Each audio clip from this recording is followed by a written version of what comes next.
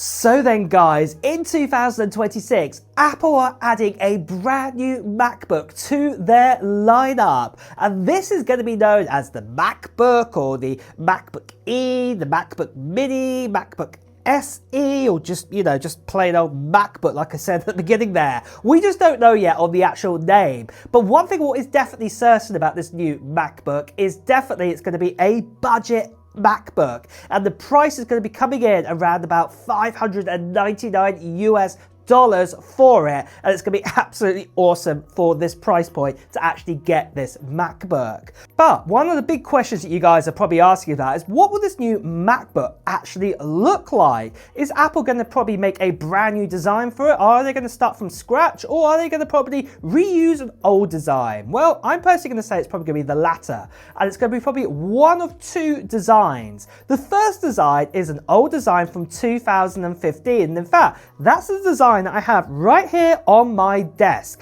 This was known as just the MacBook, and it was actually Apple's thinnest MacBook they ever had brought out. The problem with this MacBook when it came out though, it did have an Intel chip inside of it. It also came with the butterfly keyboard that was cursed with so many problems when it also came out, and also the hinge wasn't the best. The actual design of the MacBook with the actual everything else was really revolutionary for its actual time, but I just don't think the technology was quite there yet with it. And in fact, Apple brought out a second version in 2017, and then a few years later it was completely abandoned. Apple stopped selling this MacBook altogether, and it no longer existed. But since that time, we've had such things as, say, Apple Silicon, and now we have such things like the MacBook Air, which doesn't actually rely on a fan or anything like this. Technology's got better. We also have the likes of, say, the Magic Keyboard now, and things have got a lot better. So what Apple could actually do is actually resurrect this design, what you see right here, put Apple Silicon into it as well, and then also at the same time put a brand new keyboard, fix up the hinge as well, and this could be this new MacBook that we could be getting. This MacBook that we've got right here has only got a 12.8 inch display, so it's quite good. It's about, slightly smaller than what you get with, say, a 13 inch iPad Air or a 13 inch iPad Pro. So that is quite a good work surface to actually work on. It's small, it's nimble, and it is great. The only one thing I would say is a little bit of a problem with it from my point of view. It's only got one USB-C port on this actual MacBook. But there again, what this MacBook is aimed at, maybe that one USB-C port might be just enough for the users who they're actually kind of wanting to actually buy this type of machine. But then the other type of machine that we could actually get, or the other kind of design we could get, is another resurrected one, and that is the likes of the MacBook Air that was first introduced in 2018. Another design that was very short-lived. It lasts from 2018 and only went up to 2020. However, with that design though, what was quite famous for it is that we did get the M1 chip put inside of that MacBook Air, and it made it completely fanless for a MacBook Air. And a lot of you guys still actually own this device right now, the M1 MacBook Air, and you absolutely love it. One of the big key differences with this design, obviously, it's got a 13.3 inch display, a little bit bigger than this other kind of MacBook that I was telling you about here, and also the actual design is absolutely amazing. There's no problems with it whatsoever. The other cool thing about this design as well, it does actually have two USB-C ports on the actual side of it, and Apple again could just be keeping this exact same design but just changing the chip inside of it. And that, funny enough, leads me on to the next big leak that we've heard about for this MacBook, and that is that chip. What kind of chip are we going to get inside of it? Well, we've been told it's probably going to be the A18 or the A18 Pro. This is the same chips that we had come out in the likes of the iPhone 16 and the iPhone 16 Pro. Now, before you guys shout out there, well, why is it not going to be the A19 or the A19 Pro? That's a newer chip. Well, you're absolutely right, it is a newer chip. However, this is the budget MacBook we're talking about here. And Apple, when they've done budget kind of lines, think about, say, the iPad right now, we have, say, the A16 chip inside of it. It doesn't have the A19 inside of it, or even the A18 at the moment. And this is the same idea. This MacBook is targeted at that same kind of audience. So they're going to use a slightly older chip, but of course they want to use things like Apple Intelligence and things like this. So the best chip they could probably actually use is an A18 or an A18 Pro, because the likes of the A17 Pro, it is a good chip, but it's just not quite up there, you know, in performance wise, I'd say, to actually put into a machine like this. The main reason why I say that is because if you have a look here at the A18 Pro benchmark in single core performance, it actually is faster than the likes of an M1 chip, what is absolutely amazing.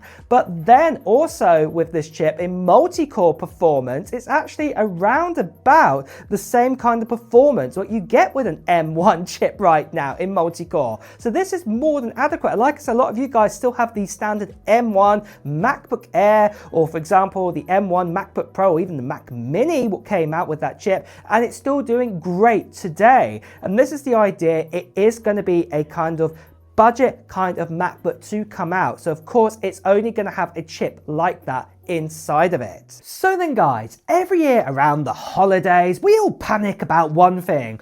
Will my website survive the traffic spike or fall over like a bargain bin server on Black Friday? Well, this is exactly where Kinsta steps in. And yes, their Black Friday deal this year is genuinely massive. Kinsta is managed hosting for WordPress. Think of it like having a full expert tech team looking after your site 24/7, so you don't have to become the tech team. If your current host is slow, unreliable, or their support ghosts you when things break, Kinsta is the upgrade that fixes all of that. Over 140,000 businesses already trust them, and they're rated #1 in WordPress hosting on G2, beating more than 375 other providers. That speaks volumes. And the performance jump is ridiculous. Just by switching to Kinsta, sites can run up to 200% faster thanks to things like edge caching, 37 data centers, and over 300 CDN locations.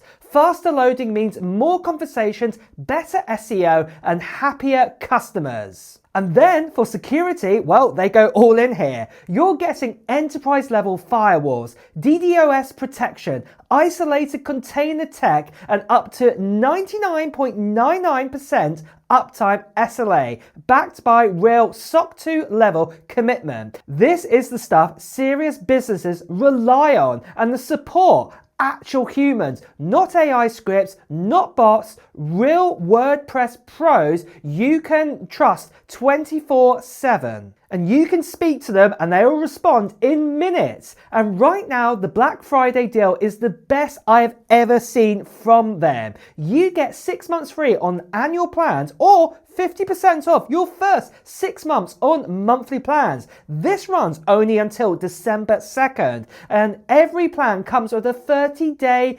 money-back guarantee. And before you ask the question, yes, they even migrate your website for you. You don't have to touch anything. Just check the link in the description or scan the QR code on the screen now to see the offer.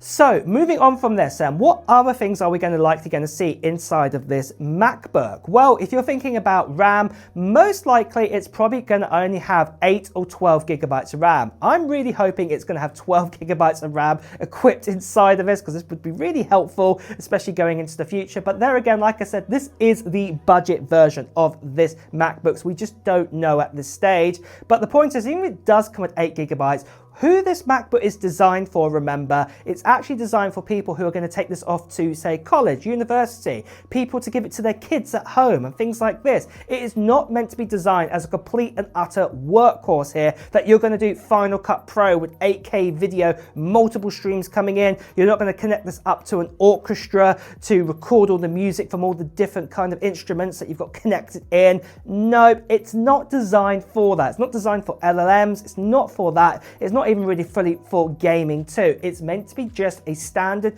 browsing MacBook out there. It's one for actually going on the internet, recording your notes down, using some Apple Intelligence features as well. That is who this is designed for. If you require more power, then obviously, yeah, go for a MacBook Air. If you need more power than that, you go for a MacBook Pro. Remember the key thing. This is meant to be a budget MacBook. So it is for that lower amount. If you want that extra performance, you'll have to pay extra for it. And talk about that as well for storage wise inside of this. If you want to have more storage, you'll have to pay more, because probably the standard amount of storage that will come inside of this, it'll probably only be 128 gigabytes, or probably as well 256 gigabytes. I'm not quite sure. Personally, if we know what Apple are like, it'll probably be 128 gigabytes. I know we're wishing for 256, but again, budget MacBook. So just be aware of that too. Again, Apple might offer offerings that you could actually go up to 256 or even 512